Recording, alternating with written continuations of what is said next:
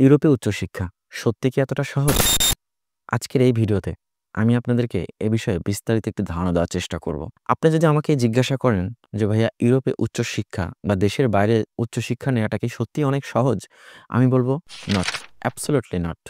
কারণ আমার কাছে মনে হয় বাংলাদেশে একটা স্টুডেন্ট যখন বিসিএস এর জন্য প্রিপারেশন নেয়, তার ঠিক যতটা পরিশ্রম করতে হয় তার থেকেও ৩ গুণ বেশি পরিশ্রম করতে হয় সে যদি দেশের বাইরে পড়ালেখা করতে আসতে চায়। এই সূত্রটি এপ্লাইড হবে না যদি আপনার বাবার অনেক টাকা থাকে। আপনার বাবার অনেক টাকা দিয়ে আপনি স্টুডেন্ট ভিসায় পড়াশোনা করতে এসেছেন, সেটা আপনার সাথে সেই লাইফ আর এই লাইফ একসাথে হবে না। এই লাইফটা তাদের সাথে একসাথে হবে যার বাবার অঢেল টাকা নেই, যে নিজের মেধাকে কাজে লাগিয়ে এই পর্যন্ত আসতে চাইবে।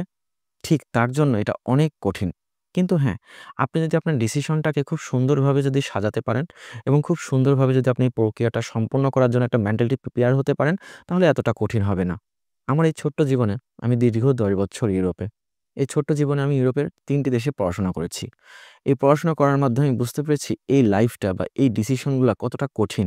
কারণ আমাদের সময় YouTube এ সার্চ করলেই অনেক ভিডিও চলে আসতো না যে এগুলা আমরা সেখান থেকে কালেক্ট করতে পারবো। তো সেখান থেকে নিজের ডিসিশনকে নিজেকে মেক করে এই পর্যন্ত আসাটা এতটা সহজ ছিল না। সেখান থেকে আমার সবসময় চেষ্টা নিম্ন মধ্যবিত্ত এবং মধ্যবিত্ত ঘরে যে সকল সন্তানরা আছেন তারা যাতে খুব সহজে ইউরোপে পড়াশোনা করতে পারেন এবং সেটেল হতে পারেন, সেজন্য আমি চেষ্টা করে যাচ্ছি। আমি জানি না আমি কতটুকু সফল। আজকের এই ভিডিওতে আমি আপনাদেরকে খুব সুন্দরভাবে বোঝানোর চেষ্টা করব, ইউরোপে আপনার এই সম্পূর্ণ প্রসেসিংটি কিভাবে শেষ করবেন খুব সুন্দরভাবে। চলুন শুরু করা যাক। আপনাকে ইউরোপে আসার জন্য সবথেকে ১ম যে ডিসিশন সেটা হচ্ছে একটা ভর্তি প্রক্রিয়া। আপনি কোন দেশে ভর্তি হবেন? ইউরোপে ২৬-২৭ টা দেশ নিয়ে গঠিত। তো এই ইউরোপের ২৬-২৭ টা দেশের ভিতরে আপনি তো ২৬-২৭ টা দেশে তো আর এপ্লাই করবেন না। কোথায় গেলে আপনার সুযোগ সুবিধাটা সবথেকে বেশি পাবেন?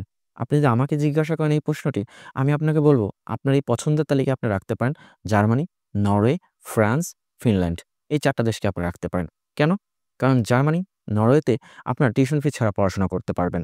যেখানে সবথেকে বড় মুখ্য বিষয় যে আপনার পড়াশোনা করার জন্য যে টাকা, সেই টাকাটা যদি আপনার দিতে না হয়, তাহলে আপনার পড়াশোনা করতে কোনো সমস্যা নেই।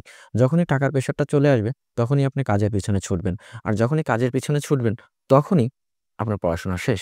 সো ২ নৌকায় কখনো পা দিয়ে একসাথে চলা যায় না। যেকোনো একটাকে বেছে নিয়ে চলতে হয়। ইউরোপে যারা আসে, তারা বেশিরভাগই টাকার পিছনে পড়ে যায়। পরবর্তীতে পড়াশোনাটা কখনোই হয়ে ওঠে না। ২০১৬ সালে আমি দেশ ছাড়ি। ২০১৯ সালের শেষে এসে আমি আমার কর্মস্থল কিছুটা কাজের ব্যবস্থা করতে পারি। কিছুটা। তো এই ১৬ থেকে আপনার ১৯ সালের শেষ পর্যন্ত এই যে একটা পিরিয়ড, এই যে একটা সময়, এই সময়টা আমি কোনো কাজই করিনি।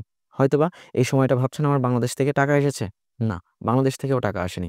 জীবনের প্রতিটা দিন, প্রতিটা সেকেন্ড, প্রতিটা মুহূর্ত আমি যুদ্ধ করেছি নিজের সাথে। যুদ্ধ করে এই পর্যন্ত টিকে থেকেছি। কখনোই বাংলাদেশ থেকে নিয়ে এসে আমি সাপোর্ট দিইনি আমার লাইফটাকে।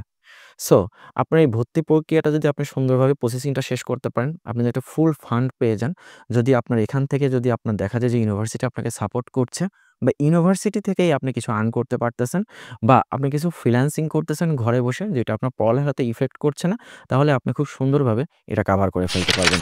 সেকেন্ড যে অপশনটি সেটা হচ্ছে পড়াশোনার মান। ইউরোপে পড়াশোনার মান খুবই ভালো, খুবই ভালো, খুবই ভালো।